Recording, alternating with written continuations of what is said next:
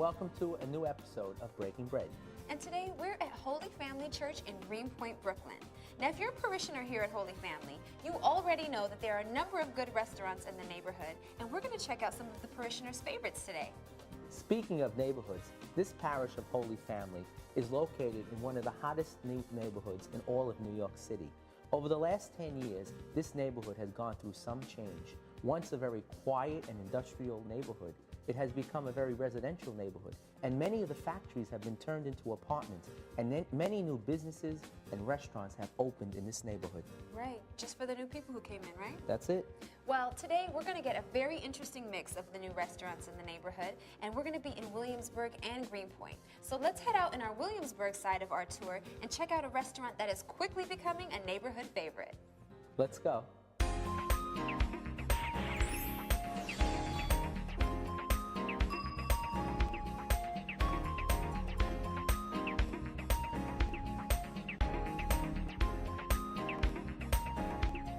Our next stop on our little Williamsburg neighborhood tour is Miranda's restaurant. Now, while most restaurants focus on one type of cuisine, they've got an interesting mix here. They like to call it Latin American Italian. I never heard that one. So let's go inside and try this mix for ourselves.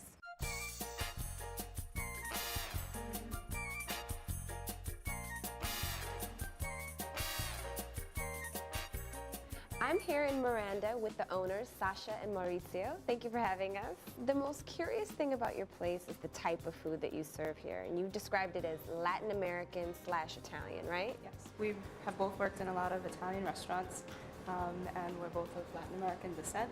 Okay. So we're pretty much bringing together the two things we know and love, and that's our cuisine. Okay, so would you describe it as fusion? Or Well, some of our dishes are straight up Italian. Others Okay. are a little bit more maybe Mexican or Dominican. Okay. But then, you know, some plates we play with a little bit of both. So would you say that the overall menu leans towards more on one side, the Italian side or the Latin American side, or would you say it's kind of balanced? I will say it depends on the season. That has to do a lot with, you know, what we serve here. Like, let's say dry chiles, right, or chile criollo we can have that all year long, and Okay. as opposed to, you know, like super fresh tomatoes that, you know, that also depends on the season. You know, this is a great experience for us. It's our first restaurant, and we're brand new, and we're loving every minute of it. Everything we do, we're like, oh wow, we can try this, and nobody's gonna tell us not to. Right, because you can do what you want, because it's your place. So. And I also remember when we tried to do this, we asked, or let's say, our mentors or teachers, we're like, this is what we wanted to do. And they Right. were like, you're crazy, don't do it. Right. And we're like, no, we're gonna do it, and here we are. This is my favorite part of the entire show. What are we going to make? We're gonna try that pappardelle with the lamb ragu and mole poblano. Okay, sounds good. So let's get cooking. So these are all the ingredients that we need just to go into the mole sauce, right? Yes. This is very deep. We've got 12 different ingredients, right? We have sesame seeds, black peppercorns, Mexican cinnamon, cloves, and cumin. We have some raisins to give it a little bit of sweetness. Also, we have plátano maduro, and that also gives it some sweetness. The most important ingredient right here, which is chile seco. It's an organic chili that Mauricio's grandmother grows and sends to us in big portions. Amazing. And this over here is cilantro criollo, which we finish off the pasta dish with. Okay. This is Mexican chocolate that also gives it a lot of flavor. It has cinnamon that's mixed into it. And everything goes well with onion and garlic too. Now, all of these ingredients go into making this mole paste. Obviously, we're not going to do it because it's an hours and hours long process, right? Yes. Okay, so tell me about the pasta that's part of the dish. Sure. We make the pasta with the 00 flour, which is durum wheat. It's mixed with eggs, and we roll it out by hand. We also have the lamb ragu. The lamb is lamb shoulder that we braise and we cook for about 4 hours. So everything takes a little while to get together during the day, and then we're ready to go for dinner service at night. So this is like homemade, real long processed food. Nothing, no fast food We here. do everything the hard way. Let's put it all together. Sure. So we're gonna put a little, is that olive oil? Yes, we're gonna start The with a olive little bit oil of in olive the oil. pan. So we're putting the lamb in the pan with the olive oil. It's already been heating up a little bit. Taking the pasta. Yep. And we'll just drop the pasta into boiling water. Now the pasta is homemade again. They roll it out and cut it all themselves. So now the pasta's boiling. The lamb ragu is heating up. So now what can I help you with? If you could pass me the mole poblano.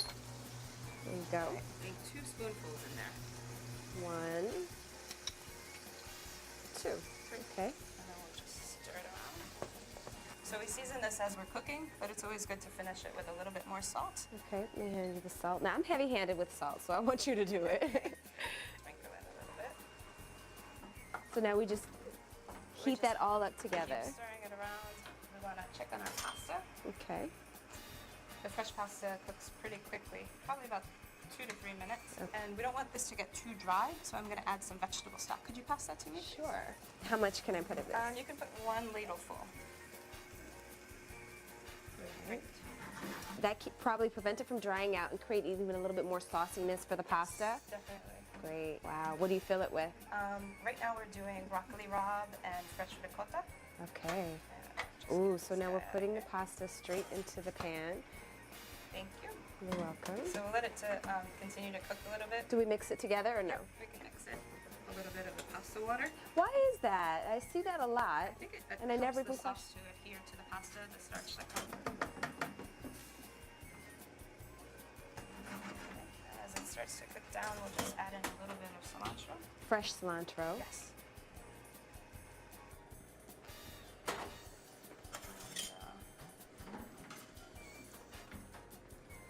Alicia is going to finish that off with a little bit of Parmesan at the table. I still can't get over the fresh pasta. Wow. Finish that off with the lamb. And that's lamb shoulder, right? Yes, it is. You could also use lamb shank, anything that stands up to a nice long cook. And that's it. And, Perfect. So now we're going to go and serve this on the table. And you know what happens after that. So Sasha, I'm very excited to try this unique mix. great. I definitely think that what's going to have people coming to Miranda is this interesting fusion of Latin American and Italian cuisine. And from what I can see, this mix is working, and that's going to have people coming back for more and more and more. Oh, more cheese? Please. Always more cheese for me. I have a reputation for being greedy, so more is always good. Make sure you write down this information so you can come and check out Miranda for yourself. Sasha and I are going to break bread. Let's get started. Buon appetito. Thank you.